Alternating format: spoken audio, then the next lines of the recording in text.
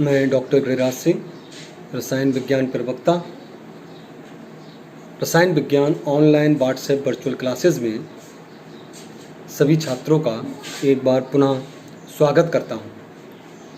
आज के इस वीडियो के में आप परमाणु इकाई के अंतर्गत हाफ बाउ का नियम को डिस्कस किया गया है तथा उसके आधार पर हम किस प्रकार इलेक्ट्रॉनिक विन्यास लिख सकते हैं, इसका वर्णन इस वीडियो में आप लोग देख सकेंगे। तो पहले डिस्कस करते हैं हाफ बाउ का नियम। हाफ बाउ जैसा प्रतीत होता है कि ये नाम से अभी हमने पीछे भी वीडियो में बहुत सभी वैज्ञानिकों के नाम देखे थे, ऐसे ये हाफ बाउ भी वैज्ञानिक जैसा नाम लगता है, लेकिन वास्तव में हाफ बाउ ये वैज्ञानिक नहीं थे, बल्कि ये एक जर्मन भाषा का एक अक्षर है। हाफ बाउ एक जर्मन भाषा का शब्द है और इस हाफ बाउ का अर्थ होता है निर्माण करना।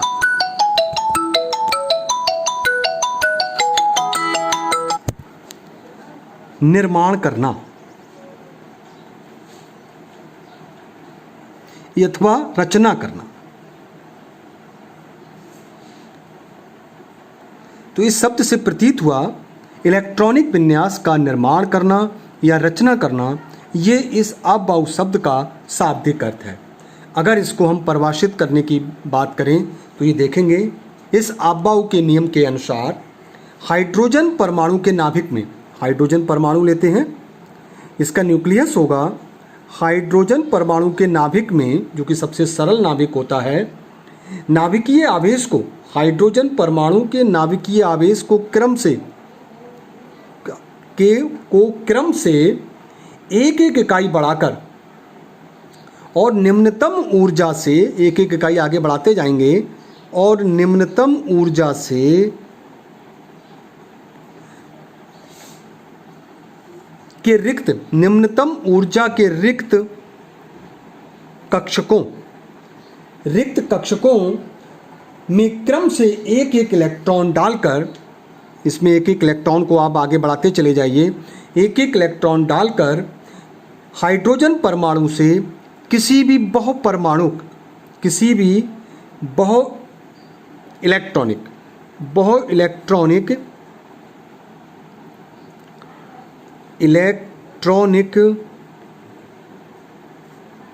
परमाणु का इलेक्ट्रॉनिक विन्यास लिखा जा सकता है। इसे हाफ बाउ का नियम कहते हैं। एक बार पुनः सुने। हाइड्रोजन परमाणु के नाभिकीय आवेश को क्रम से एक एक इकाई बढ़ाकर और निम्नतम ऊर्जा के रिक्त कक्षकों में क्रम से एक एक इलेक्ट्रॉन डालकर हाइड्रोजन परमाणु से किसी भी बहु इलेक्ट्रॉनिक परमाणु का इलेक्ट्रॉनिक विन्यास बनाया जा सकता है, इलेक्ट्रॉनिक कन्फिगरेशन बनाया जा सकता है। इसे हाफ बाउ का नियम कहते हैं। तो ये रहा ये नियम, अर्थात इसे सरल शब्दों में कहें तो इस नियम के अनुसार किसी भी परमाणु में जो इलेक्ट्रॉन्स होते हैं वो ऊर्जा के बढ़ते हुए क्रम में प्रवेश पाते हैं, अर्थात इलेक्ट्रॉन सर्वप्रथम निम्नतम ऊर्जा के कक्षक में, फिर उससे अधिक ऊर्जा के कक्षकों में प्रवेश पाते हैं। तो अब सबसे पहले समझना होगा कि कक्षकों की ऊर्जा किस क्रम में बढ़ती है।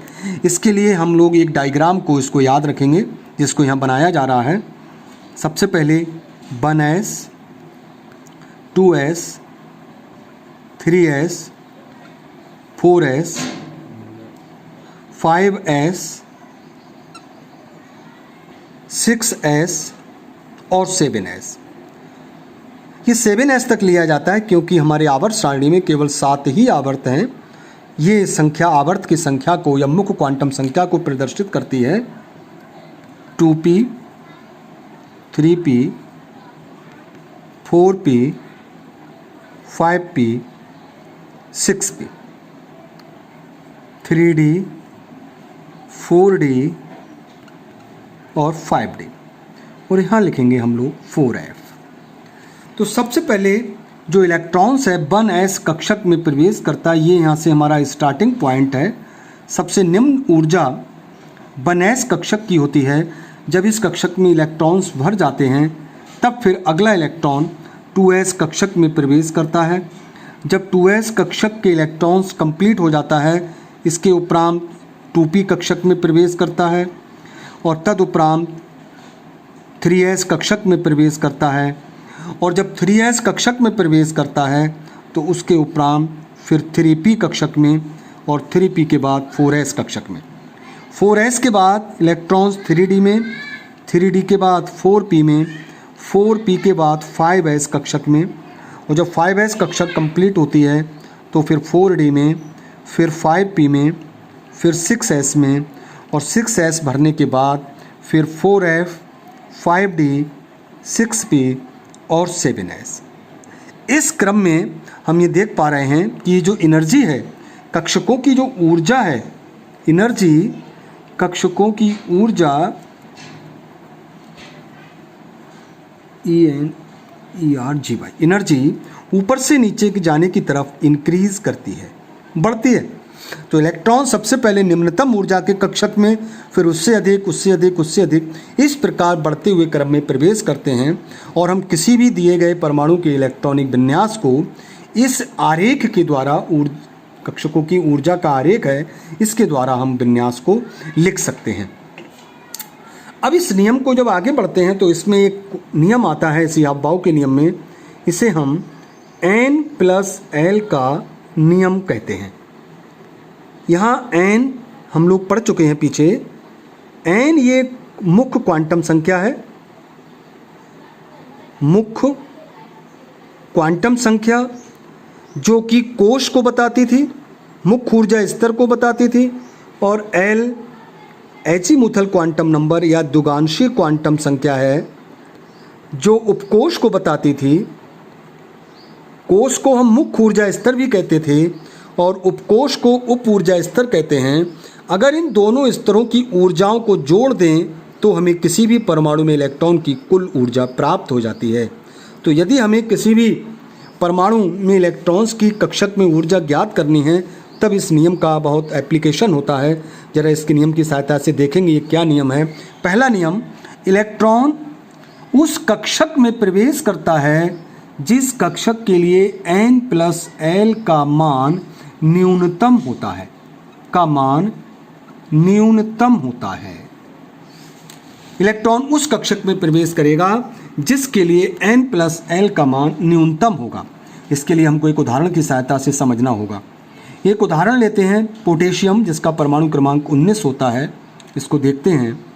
1s2 पहला कोश भर गया, 2s2, 2p6, फिर ये कोश कंप्लीट हो गया, 3s2 और 3p6। अब हमारे पास दो ऑप्शन हैं क्योंकि इसके आगे इलेक्ट्रॉन 3d में प्रवेश करे या फिर 4s में, क्योंकि इसके अनुसार हमारा जो ऊर्जा का आरेख है इसके अनुसार 3p के बाद इलेक्ट्रॉन 4s में जाता है, 4s के उपरांत 3d में जाता है। तो ये हम कैसे तय करें कि इलेक्ट्रॉन 3d में जाए या 4s में, किसकी ऊर्जा अधिक है? तो इसके लिए निकालते हैं, हम मान लिखते हैं 3d के लिए और 4s के लिए।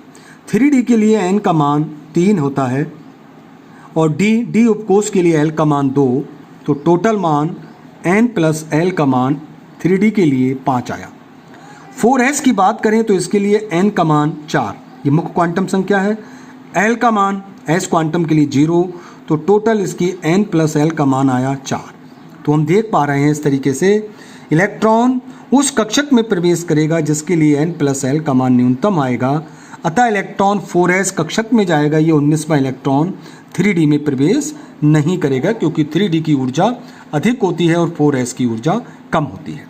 इसी प्रकार इसका दूसरा नियम है, दो कक्षक जिनके लिए n+L का मान अगर समान होता है तब इलेक्ट्रॉन उस कक्षक में प्रवेश करेगा जिसके लिए स्मॉल n का मान न्यूनतम होगा।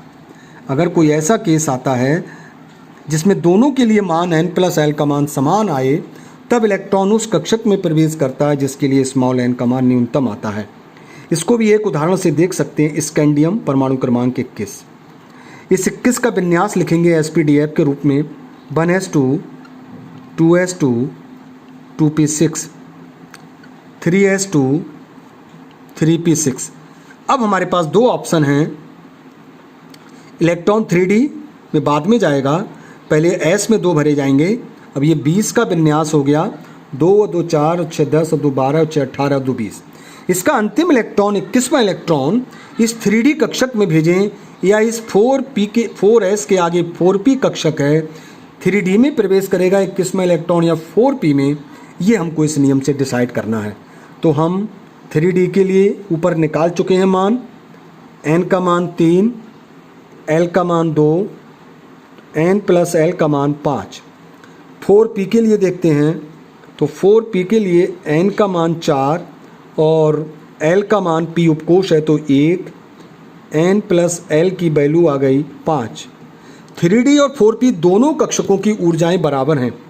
अब हमको ये दूसरा नियम इसका मदद करेगा। तो इन दोनों में जब 3D और 4p के लिए 5-5 आ रहा है, तब हम ये देखेंगे स्मॉल n का मान किसके लिए न्यूनतम है। तो 3D के लिए स्मॉल n का मान 3 है और इसके लिए 4 है, अतः इलेक्ट्रॉन 21वां इलेक्ट्रॉन 3D में प्रवेश करेगा, 4p में प्रवेश नहीं करेगा।